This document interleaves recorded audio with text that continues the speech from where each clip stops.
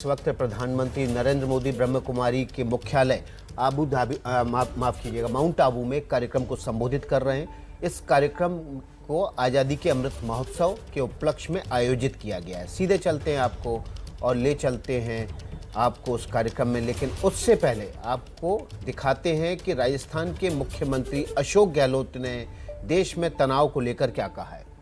तो जो कुछ भी संदेश दिया जाएगा, प्रधानमंत्री जी आ जाएंगे अभी आप, उस संदेश 4000 केंद्रों के माध्यम से पूरे देश के कोने कोने में पहुंचेगा और उसी हिसाब से जो हम चाहते हैं कि देश में शांति, सद्भाव, भाईचारा उत्पन्न हो, मजबूत हो, जिसकी आज सबसे बड़ी आवश्यकता भी है, क्योंकि थोड़ा देखने में आ रहा है तनाव का माहौल है देश के अंदर, हिंसा का माहौल है, उसे छुटकारा मिले, ये आपकी हम सबकी इच्छा रहती है। मैं समझता हूँ सत्य अहिंसा के मार्ग पे चल के ही हम समाज को और किसी देश को आगे बढ़ा सकते हैं। जहाँ शांति होगी वहाँ विकास होगा।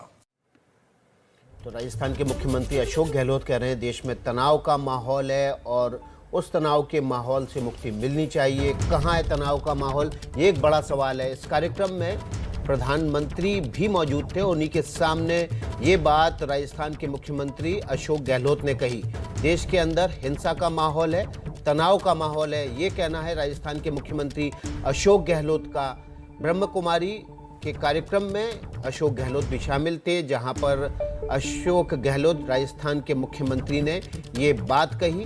उन्होंने कहा कि देश में तनाव और हिंसा का माहौल है, इससे देश को मुक्ति मिलनी चाहिए।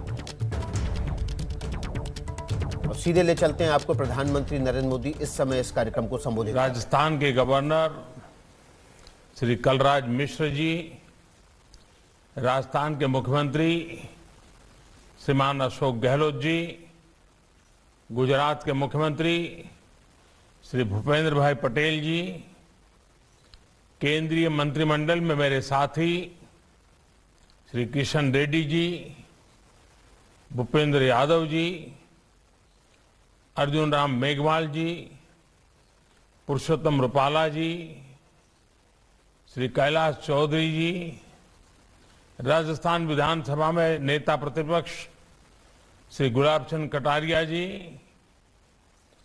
ब्रह्मा कुमारीज के एग्जीक्यूटिव सेक्रेटरी राजयोगी मृत्युंजय जी, राजयोगिनी बहन मोहिनी जी, बहन चंद्रिका जी, ब्रह्मा कुमारी की अन्य सभी बहनें, देवियों और सज्जनों, और यहां उपस्थित सभी साधक साधिकाएं। कुछ स्थल ऐसे होते हैं और यहां उपस्थित सभी साधक साधिकाएं, कुछ स्थल ऐसे होते हैं जिनमें अपनी एक अलग चेतना होती है, ऊर्जा का अपना ही एक अलग प्रवाह होता है। ये ऊर्जा उन महान व्यक्तित्वों की होती है जिनकी तपस्या से वन, पर्वत, पहाड़ भी जागृत हो उठते हैं। मानवीय प्रेरणाओं का केंद्र बन जाते हैं। माउंट आबू की आभा भी दादा लेखराज और उन जैसे अनेकों सिद्ध व्यक्तित्वों की वजह निरंतर बढ़ती रही है। आज इस पवित्र स्थान से ब्रह्मा कुमारी संस्था के द्वारा आजादी के अमृत महोत्सव से स्वर्णिम भारत की ओर एक बहुत बड़े अभियान का प्रारंभ हो रहा है। इस कार्यक्रम में स्वर्णिम भारत के लिए भावना भी है, साधना भी है। इसमें देश के लिए प्रेरणा भी है और ब्रह्मा कुमारियों के प्रयास भी हैं। मैं देश के संकल्पों के साथ, देश के सपनों के साथ निरंतर जुड़े रहने के लिए ब्रह्मा कुमारी परिवार का बहुत बहुत अभिनंदन करता हूं। आज के इस कार्यक्रम में दादी जानकी, राजयोगिनी दादी हृदय मोहिनी जी सशरीर हमारे बीच उपस्थित नहीं है। मुझ पर उनका बहुत स्नेह था। आज के इस आयोजन पर मैं उनका आशीर्वाद भी महसूस कर रहा हूं। साथियों, जब संकल्प के साथ साधना जुड़ जाती है, जब मानव मात्र के साथ हमारा मम भाव जुड़ जाता है, अपनी व्यक्तिगत उपलब्धियों के लिए इदम न मम यह भाव जागने लगता है, तो समझिए हमारे संकल्पों के जरिए एक नए कालखंड का जन्म होने वाला है, एक नया सवेरा होने वाला है। सेवा और त्याग का यही अनुभव आज अमृत महोत्सव में नए भारत के लिए उमड़ रहा है। इसी त्याग और कर्तव्य भाव से करोड़ों देशवासी आज स्वर्णिम भारत की नींव रख रहे हैं। हमारे और राष्ट्र के सपने अलग अलग नहीं है। हमारी निजी और राष्ट्रीय सफलताएं अलग अलग नहीं है। राष्ट्र की प्रगति में ही हमारी प्रगति है। हमसे ही राष्ट्र का अस्तित्व है और राष्ट्र से ही हमारा अस्तित्व है। ये भाव, ये बोध नए भारत के निर्माण में हम भारतवासियों की सबसे बड़ी ताकत बन रहा है। आज देश जो कुछ कर रहा है उसमें सबका प्रयास शामिल है। सबका साथ, सबका विकास, सबका विश्वास। आज एक और बात, सबका प्रयास। ये सब देश का मूल मंत्र बन रहा है। आज हम एक ऐसी व्यवस्था बना रहे हैं जिसमें भेदभाव की कोई जगह न हो।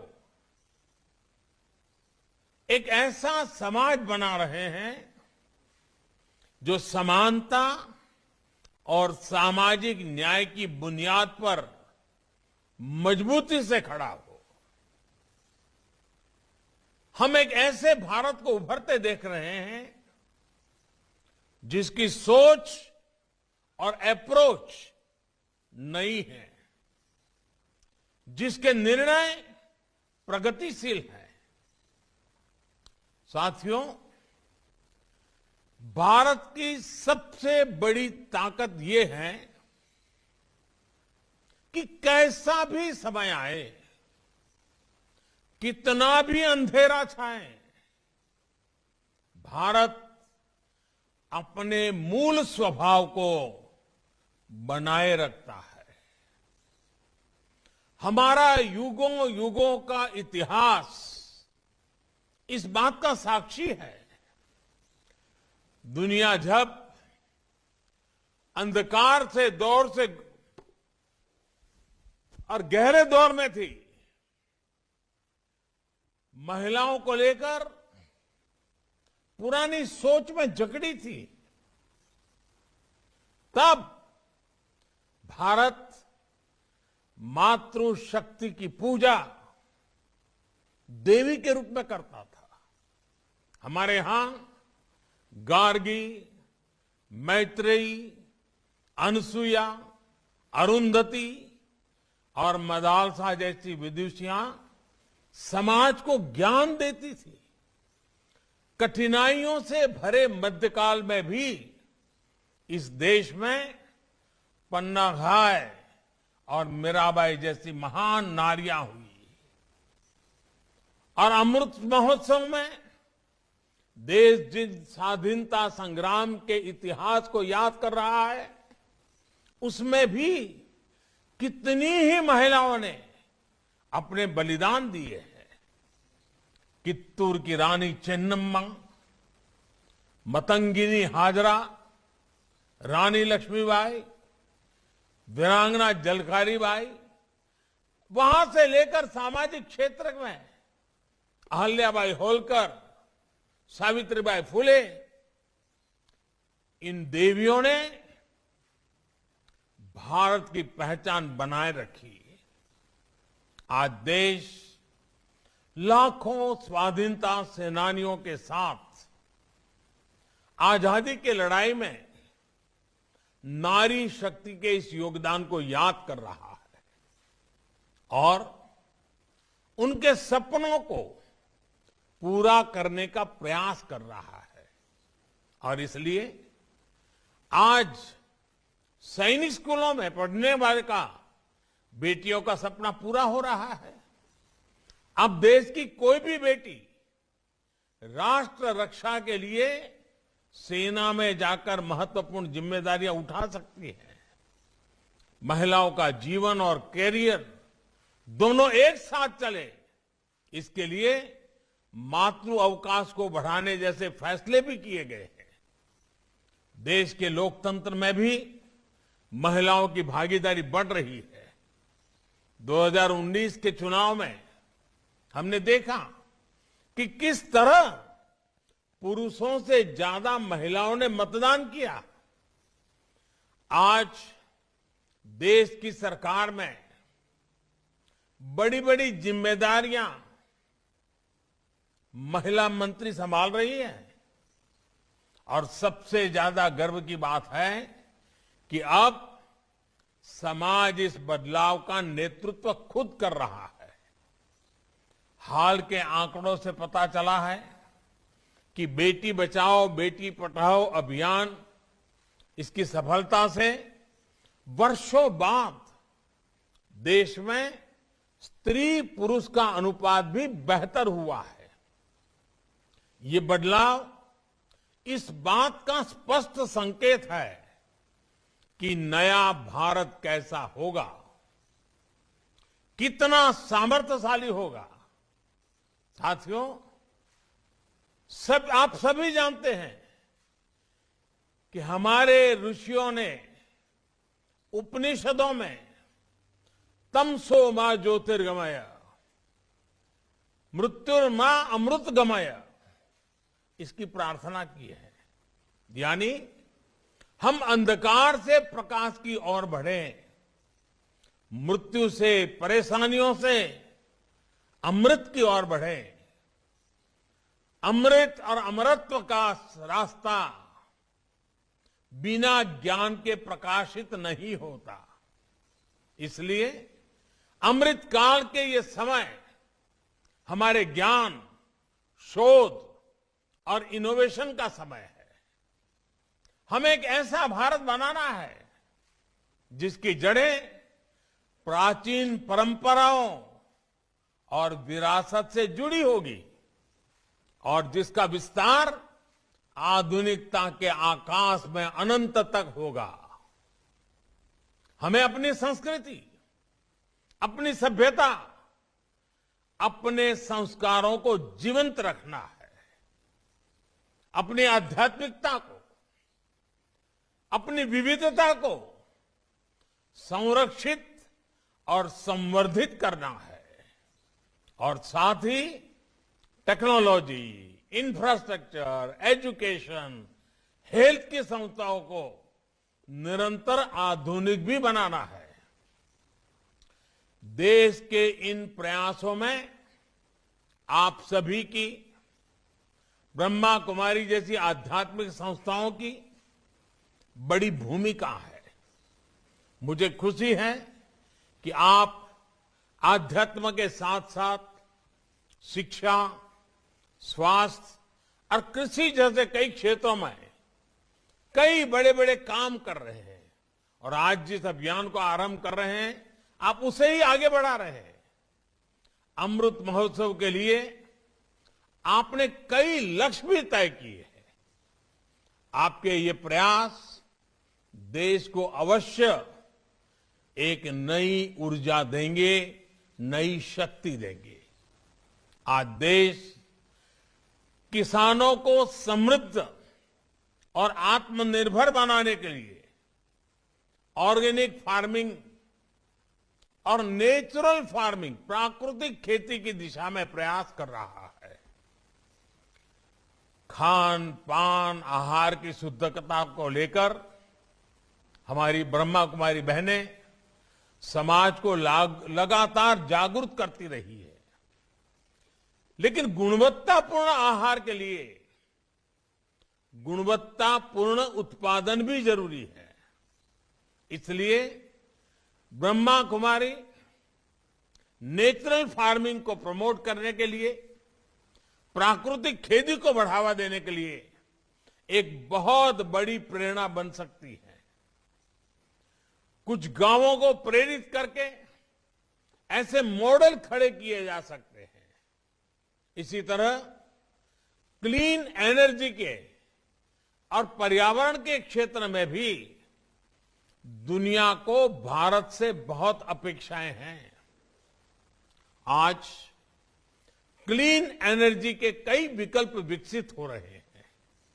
इसे लेकर भी जन जागरण के लिए बड़े अभियान की जरूरत है। ब्रह्मा कुमारी ने तो सोलर पावर के क्षेत्र में सबके सामने एक उदाहरण रखा है। कितने ही समय से आपके आश्रम की रसोई में सोलर पावर से खाना बनाया जा रहा है।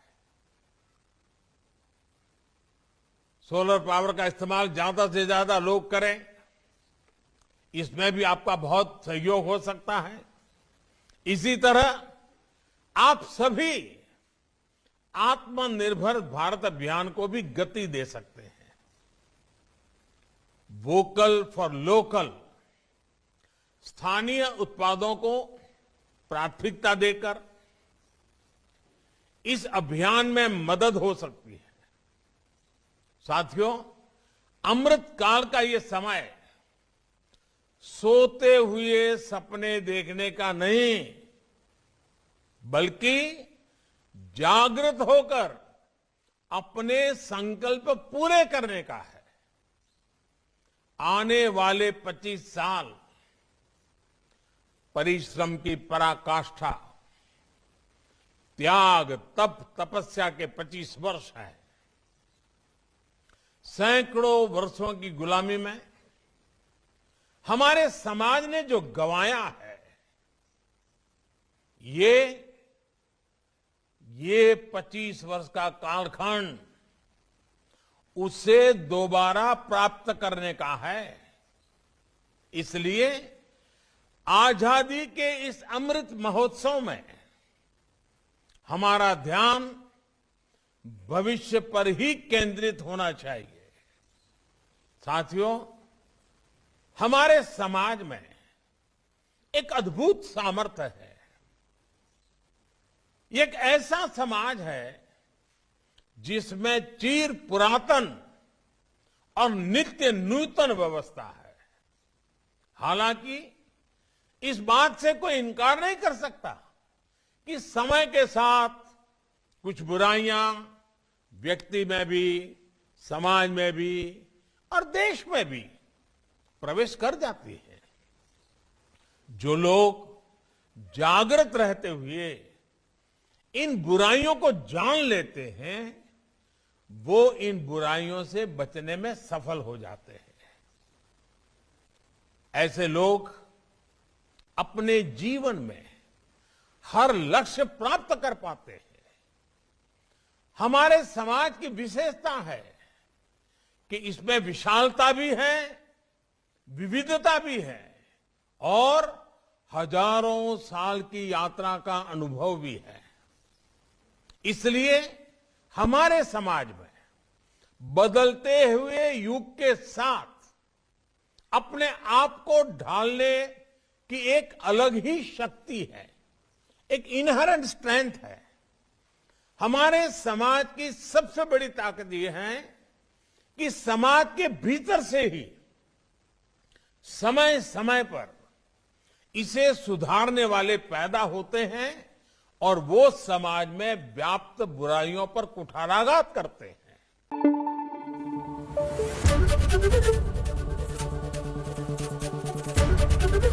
एबीपी न्यूज आपको रखे आगे।